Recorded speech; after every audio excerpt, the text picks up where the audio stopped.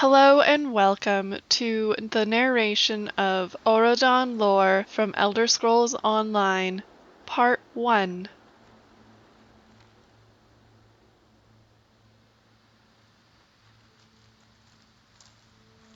Crimes of the Daggerfall Covenant, a Summary, by Akantar of Shimmerane, Sapiarch of Indoctrination.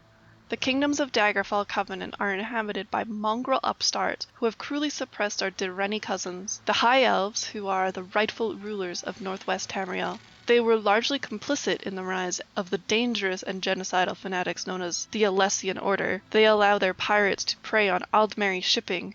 The Bretons are also so indiscriminate that they have accepted bestial Orsimer as allies. Orsimer! Can you imagine? Though capable of mustering substantial brute force, there is no evidence that these degraded hybrids have the wisdom or learning to deal with the mystical disaster now threatened the Mundus.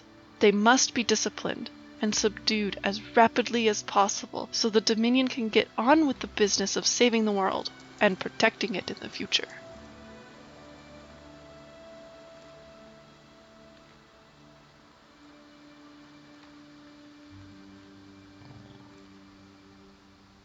Fang of the Sea Vipers by Telengar the Artificer.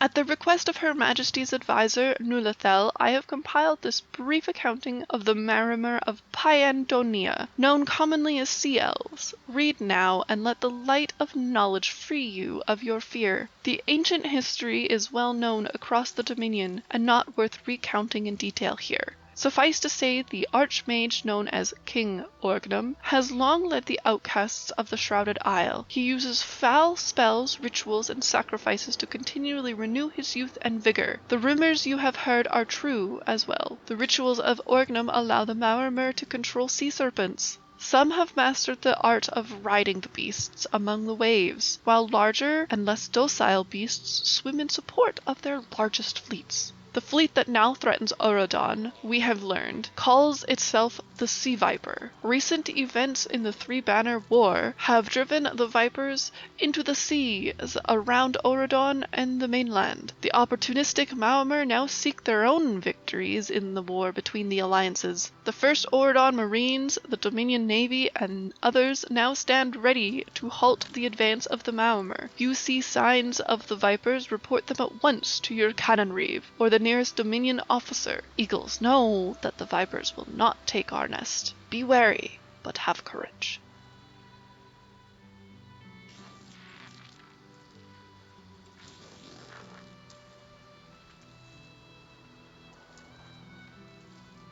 Kinlord Rilis and the Mages Guild by High Incunabulus, the last of the Mages Guild. As a member in high standing, I feel it necessary to explain and extirpate the notion that Kinlord Rilis XII is somehow a founder of the Mages Guild. The common folk believe that the Kinlord, in the days before his cruelty and sadism became well known, brokered a deal that reined in dangerous mages and somehow put binders in place to keep the commonality safe. This is simply not the case. Thanos Galarian, student of Iacaces, did indeed flout prevailing thought when it came to magical experimentation in large cities. He drew together numerous students and artificers to the city of Firsthold. For the first time, he sought to prove the benefit of spellcasters working in close proximity, not for a mighty ritual, but for study, experimentation, and a sense of camaraderie. This simple premise so terrified the people of Firsthold that they turned to their ruler, Kinlord Rilis XII. Now known by many less polite titles, Rilis was first and foremost a political animal. He saw in Galarian's Folly, as it was known at the time, a chance to play the mages and common folk off against each other. The much speculated upon Charter Conclave brought together Rilis, Iacaces, Galarian, and other notables from across the Isles and the Sigic Order. By common agreement, it is true, no records were kept of that meeting. But mark my words here, adept. Rilis allowed the meeting, allowed Galarian to do what he did, to further his own ends. In retrospect, of course, the legacy of Artaeum is a proud heritage of the new Mages Guild. We now boldly gather together under the guild banner, and will no doubt do so for many centuries to come. Just let it be remembered, Rilis XII was a dangerous mer. Even at the time of the conclave, he trafficked with dark powers and made pacts with Daedra. The proud order we all now serve is here despite his best intentions, not because of them.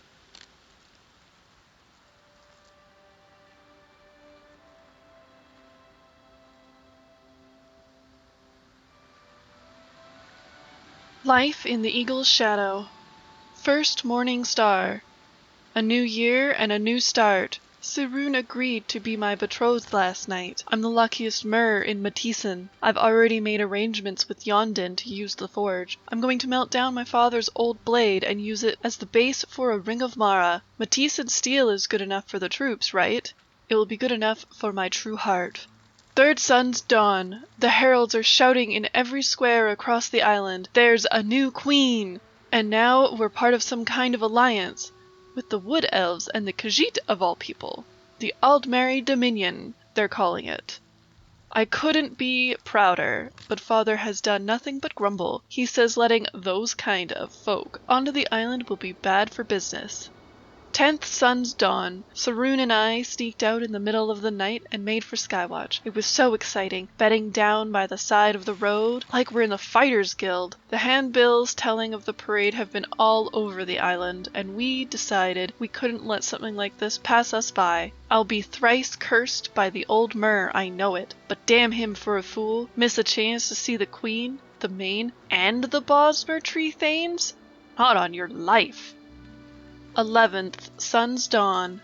If today was any indication, father was right. The parade was amazing, with Her Majesty leading a phalanx of Marines up the path to the gate. Then came the Tree Thanes with their wily jungle rangers. Fine dusk, I think someone said.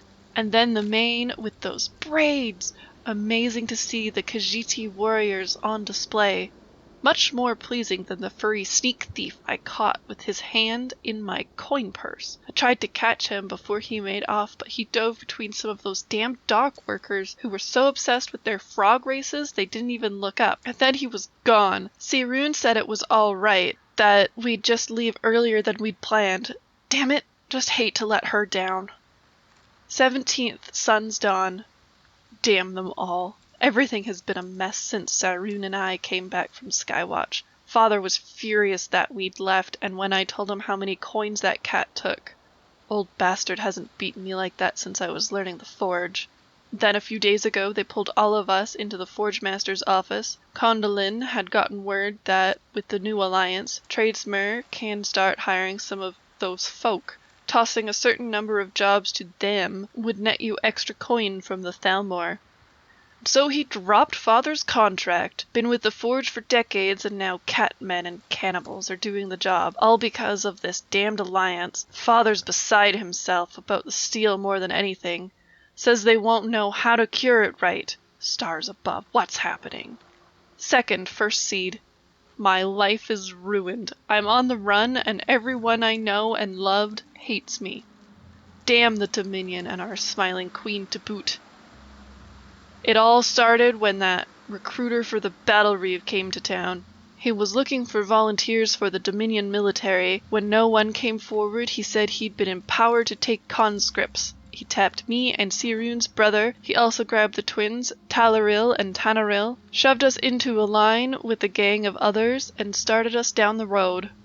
We weren't a mile before Tanaril snapped, went crazy, screaming about how he couldn't fight dark elves, that they use your body to hatch spiders in. He made a break for it, and a bunch of us used the chance to run as well. I'm holed up in a cave near Silsalen. My father is penniless. My bride-to-be will soon think me a traitor. The damned cats and runty elves are taking over the island, and the military is putting children on the front lines. This isn't the homeland I grew up in.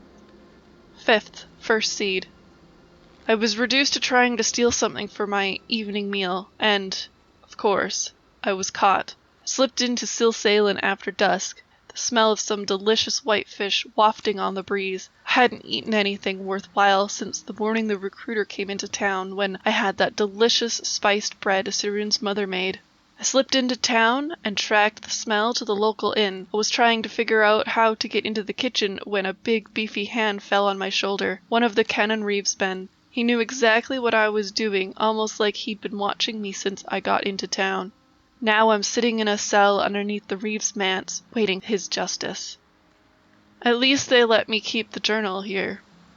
Damn you, Auridon. Damn you, Dominion. 10th First Seed. My old life is over, and my new life under the veil has begun. Turns out the Canon Reeve himself, an honorable man named Villano, has experienced his own doubts about his future under the Dominion. He used to be a good friend to the Queen, even, but worries now the years have changed her. Villano is a member of a group called the Veiled Heritants. They're a group of freedom fighters, willing to do what has to be done. They're willing to make the hard choices and stop the spread of foreign influence on our soil. I was brought up out of that cellar below Silsalen thinking I was going to do hard labor. Instead, I found a new family. Villano says he knew all about my problems, even knew that I'd been taken by a Dominion recruiter. Said that he was willing to help, and help me help myself. And I will.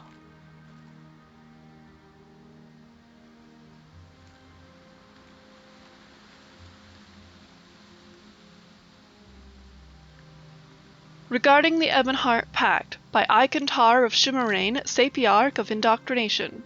Our cousins the Dark Elves have been duly punished for the betrayal of their ancestry, because they have embraced and then attempted to emulate the Daedra. A curse has disfigured their bodies and blasted their land.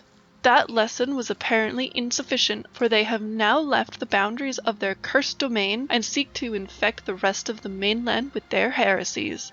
The trio of wily demon spawn who rule them have duped the simple Nords and the slave lizard Argonians into joining this mad escapade. To allow the Ebonheart Pact to rule in Cyrodiil would be just as foolish as to leave the Empire to one or another of the tribes of men. The Tribunal is ultimately an even greater danger to Nirn than the heedless and impetuous human nations. They must be driven back into their haunted corner of the continent with their power broken forever.